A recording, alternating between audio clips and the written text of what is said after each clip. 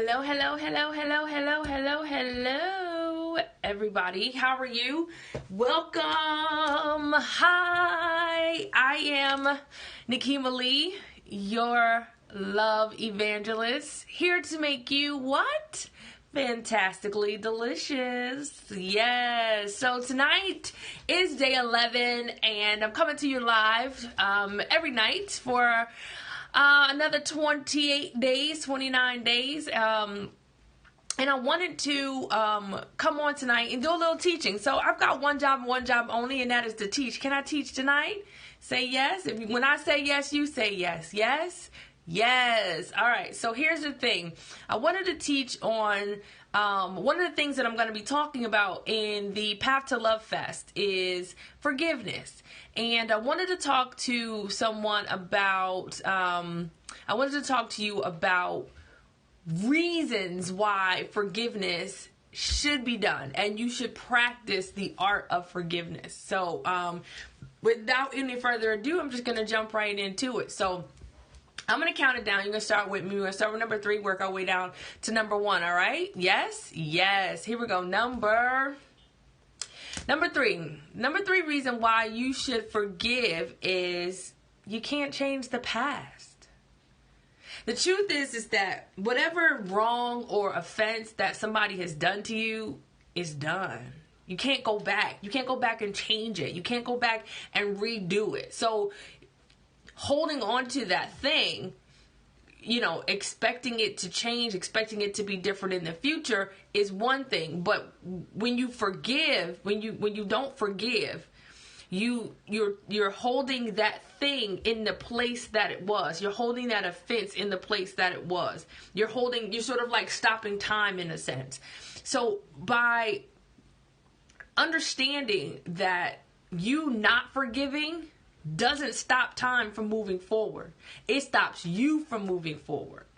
So you've got to forgive because you can't change the past. You can't go back and do it over. It's already been done.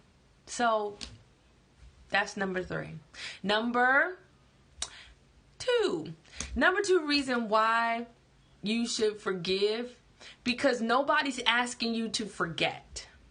Nobody's asking you. Nobody's saying, forget what I did, forget what they did to you. Nobody's asking for that. They're simply asking you to forgive. There's a difference between forgiving and forgetting, because the truth is that God doesn't want you to forget what happened. We want you to remember. God wants you to remember so that you don't do the same thing again.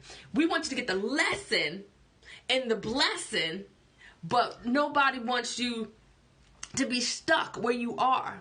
So forgive, but don't forget. And a lot of people say forgive and forget. No. That's not what I'm saying. I'm saying forgive, but don't forget. Because when you remember, you tend to not do the same thing. So sort of like when you touch a hot stove. You touch the stove, burn my hand. Whew, right?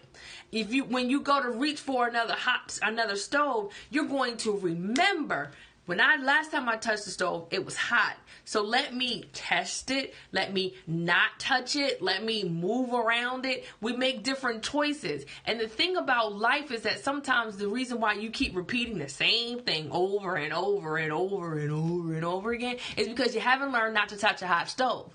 You haven't learned not to pick up the phone for this dude again. You've learned not to fall in love with the same type of woman. And that's a whole nother live, talking about the things that we attract into our lives. So that's a whole nother thing. But I wanted to make sure that you understood that no one's asking you to forget what happened to you or the pain that was caused to you. Nobody's asking you to forget that. We want you to remember that so that you can make better choices in the future. But forgiving it will allow you to move forward. And then finally, number 1 reason why you should forgive is because forgiveness is for you. Forgiveness isn't even about the other person, because the truth is that whatever that person offended you on, they've already moved on. They're not even thinking about you. You are not even in the cornerstone of their mind, right? The only reason why it's bothering you because it's bothering you, and you keep holding on to it, and you keep like, ugh. So think about a ball that's a spike on it, right? And you keep holding that ball and you're like, you remember what you did to me? You remember how you treated me? You remember what you did?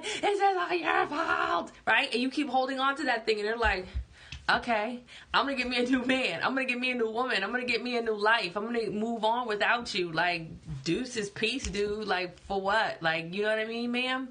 And then you're just like, but why? You keep holding on to that pain. You keep holding on to that hurt, to that regret, to all of those things that are no longer serving you. Because you won't let go. You won't forgive.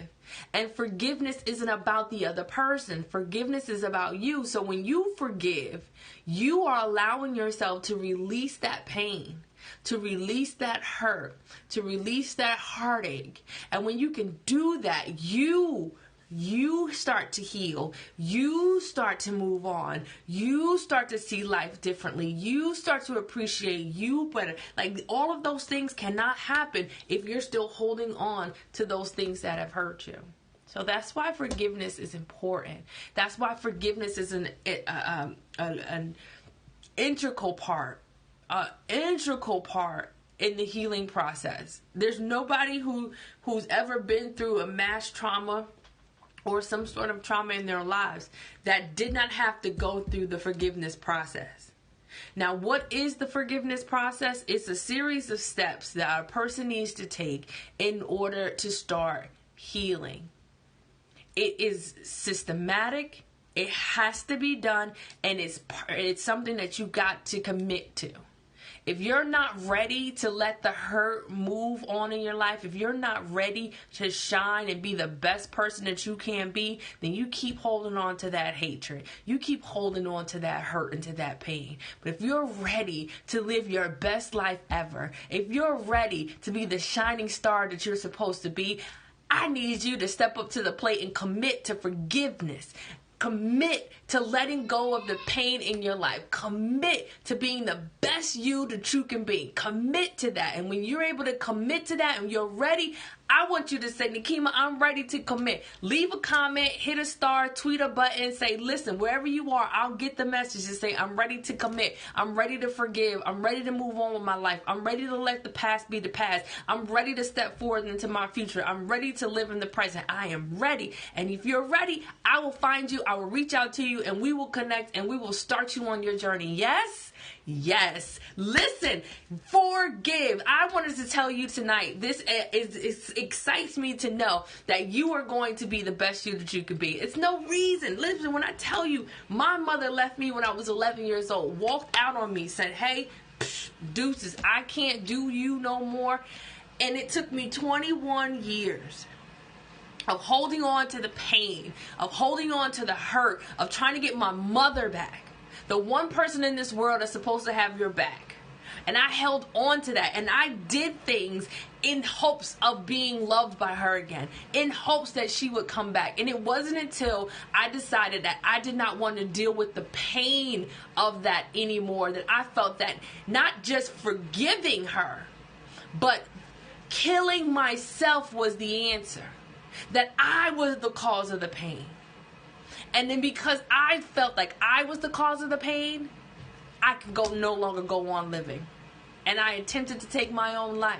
And it wasn't until after I had failed at taking my own life that I was able to find out the truth that I had not caused the pain to myself, but my mother had caused that pain, and that I needed to forgive her in order for me to move on, in order for me to be a better person.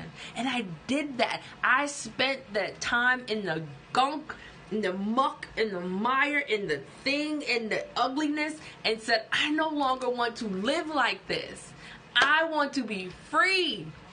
Becoming authentic. 30 days to freedom. Freedom. I wrote 30 days to freedom, becoming authentic, because I knew what it was like to come up out of the cocoon, to become that butterfly.